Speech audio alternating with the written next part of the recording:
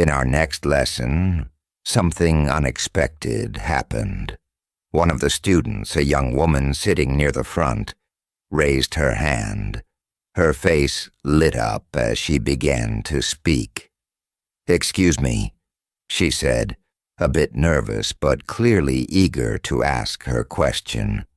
"Next week I'm heading back home, and I really want to keep learning English. But here's the thing, I don't know where to start. There are so many schools back in my country, and I have no idea how to choose the right one.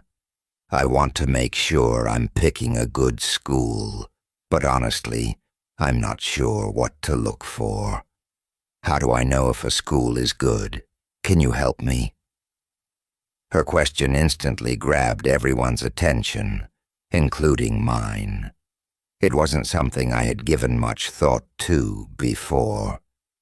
As I looked around, I could see the other students were also intrigued. We were all from different parts of the world, with our own stories and reasons for being here. But this felt like a question that any of us could have asked. I hadn't thought about what would happen once our lessons were over, what the next step would be for me or for the others. Her voice was filled with both curiosity and concern, and I could sense a mix of excitement and nervousness as she talked about returning home.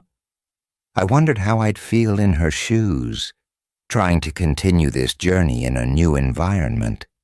It was a reminder that learning didn't stop once we left the classroom. There was a whole world of choices ahead, and she, like all of us, wanted to make the right one.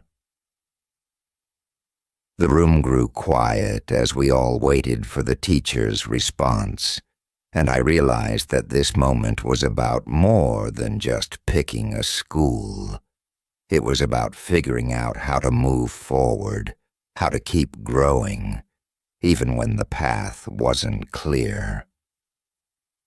During one of our lessons, the teacher said something that really stuck with me.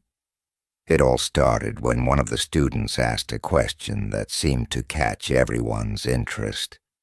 She raised her hand, and with a thoughtful look on her face, asked, "How do I choose a good school when I go back home to continue learning English?" The whole class grew quiet, waiting for the teacher's response. Our teacher, always calm and thoughtful, took a moment before answering. Then he smiled, nodded, and said, "That's a very good question." He paused again, as if thinking carefully about how to explain. We all leaned in a little, eager to hear what he had to say. "I believe," he continued, "that when you read, listen, and speak a lot, you don't always need to go to a school to learn English. You can learn it naturally, just by using the language in your everyday life." I could see a few heads nodding around the room, including mine. It made sense. We were living in England, surrounded by English every day, and we could already feel ourselves improving just by being here. But then the teacher added something that surprised me. "However," he went on, "if you want to pay for your education and you have the means, a good teacher can help you speed up the process of learning. A teacher can guide you, correct your mistakes, and give you the structure you need to improve faster. So, it's not always about choosing a school, but more about finding the right teacher who understands what you need." His words hung in the air for a moment, and I found myself thinking about them long after he finished speaking. The idea that I didn't always need a formal school to keep learning, was both freeing and a bit scary. I'd always thought that schools were the only way to truly master something, but now the teacher was suggesting that if I kept surrounding myself with English, reading, listening, speaking, it could happen naturally. Still, the thought of having a good teacher, someone to guide me through the process, was comforting. It made me wonder what my next steps would be, and how I would continue this journey when my time in England came to an end. One day in class, after a student had asked about how to choose a good school for learning English, our teacher shared some advice that seemed practical, but also sparked my curiosity. He looked around the room, making sure we were all listening, and then said, "If you want to know if your school is really good, there's a simple way to check." We all leaned in a bit, wondering what he would say next. "Before you start your first lesson," he continued, "go to a website called www.testlanguages.com. It's a good place to see how many English words you already know." I could see a few people scribbling the name of the website down in their notebooks, myself included. He paused for a moment, letting the idea sink in before going on. "Once you've taken the test and you know your starting point, here's what you do. After about 5 lessons at your new school, take the test again." His eyes moved across the room as if he was making sure we understood, and then he added, "You'll be able to see how many new words you've learned in just a short time." I thought that was such an interesting idea. It seemed like a simple way to track progress, to really know if what we were learning was working. The more he talked about it, the more it seemed like something I would want to try myself. It wasn't just about learning a few new words here and there. It was about seeing the bigger picture of how much I could improve in a short amount of time. I found myself already planning to visit the website, curious to see where I stood and how much I could grow in the weeks ahead. The idea that I could measure my own progress outside of the classroom made me feel a bit more in control of my learning journey. As the teacher finished explaining, I could sense that everyone else was thinking the same thing. It was a small tool, but it felt like it could make a big difference in how we approached learning English. In one of our lessons, after we had been talking about how to choose a good school and how to measure our progress, our teacher gave us another piece of advice that really stuck with me. He was pacing slowly at the front of the room, thinking for a moment, and then he turned to us and said, "If you're happy with your progress, then keep paying for your lessons. It's important to know that you're improving, but there's something else that's just as important." He paused, and we all waited, curious to hear what it was. "You need to enjoy the process," he said with a smile. "If you don't enjoy your lessons, if you're not looking forward to the next one, then something's wrong." His words hit me in a way I hadn't expected. I had always thought of learning as something that took hard work and focus, but I hadn't really considered the idea of enjoying it. He continued, "It's not just about sitting in a classroom and doing exercises. It's about having fun with the language. Every activity you do with English should bring you some kind of joy. Whether it's reading, speaking, or even doing your homework, you should feel like you're growing and having fun at the same time. I thought about how I had been approaching my own studies. Sometimes I got frustrated when I didn't understand something right away, or when I felt like I wasn't improving fast enough. But now, the idea of enjoying every lesson, every little step in the process, made me see things differently.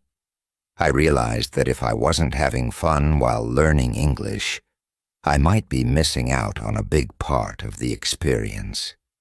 The teacher's words stayed with me for the rest of the day. They made me think not just about how I was learning, but why I was learning in the first place. This journey wasn't just about mastering a language. It was about enjoying the journey itself. In one of our final lessons, after we'd been discussing how to find a good school and ways to continue learning, the teacher shared something that caught everyone's attention. We were wrapping up the day when he casually mentioned, "Oh, and by the way, I also give private lessons via Skype." His voice was calm, but I could tell he was serious.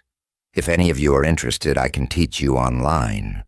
So, if you don't find a good school in your hometown, or if you want extra help, you can always contact me. I'll be happy to assist." There was a brief pause as the room went quiet. You could feel the curiosity in the air. Most of us had been wondering what we'd do once this course ended. Finding a good teacher, especially one who knew us and our learning styles, wasn't easy. Then, one of the students sitting near the back raised her hand. She had a big smile on her face as she said, "This is great. I'd love to have private lessons with you via Skype." She was excited, and I could see why. The idea of continuing with the same teacher who had guided us all this time felt like a good way to keep progressing, even after leaving England. As I listened to their conversation, I found myself thinking about it too. The thought of continuing my lessons, even from my home country, sounded appealing. It was comforting to know that even after leaving, we didn't have to say goodbye to everything we'd learned here. The opportunity to have lessons over Skype felt like a bridge between the present and the future, a way to keep the momentum going. It made me feel less anxious about leaving and more excited about what lay ahead. I could see the other students nodding, some already making mental notes to reach out to the teacher after the course. This option made the idea of going back home feel a little less daunting, knowing we had a way to stay connected to our learning journey. One afternoon in class, something happened that completely surprised me. The teacher had been talking about ways we could keep improving our English after the course, and then almost casually, he mentioned something I hadn't thought about before. "If any of you are interested," he said, "I also offer private lessons via Skype, so even if you go back to your countries and can't find a good school, you can still continue learning with me online."